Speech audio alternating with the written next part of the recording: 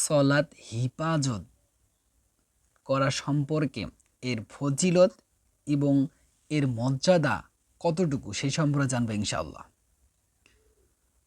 পবিত্র কোরআনের ২৯ পারা ৭০ নম্বর সূরাতুল মাআরিজের ৩৪ ও ৩৫ নম্বর আয়াত আল্লাহ তাআলা বলেন, ওয়াল্লাযীনা হুম আলা সলাতিহিম হাফিজুন উলাইকা ফি জান্নাতিন মুকাররামুন। যারা তাদের নিজেদের সলাৎকে হিফাজত করবে। সলাতের হিফাজতের অর্থ হচ্ছে যথাসময়ে সলাৎ আদায় করা, নির্দিষ্ট টাইমে ওয়াক্ত অনুযায়ী সলাৎ আদায় করা, দেহ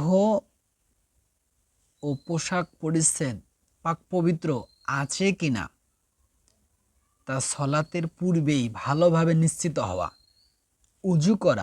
উজু করার সময় অঙ্গ প্রত্যঙ্গগুলো ভালোভাবে ধোয়া, সলাতের ফরজ, ওয়াজিব, সুন্নত ও মোস্তাহাবগুলো ঠিকমতো আদায় করা,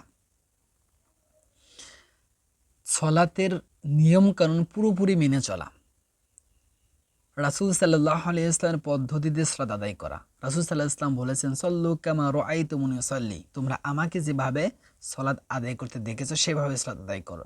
অর্থাৎ রাসূল সাল্লাল্লাহু আলাইহি ওয়াসাল্লামের পদ্ধতিতে সালাত আদায় করা।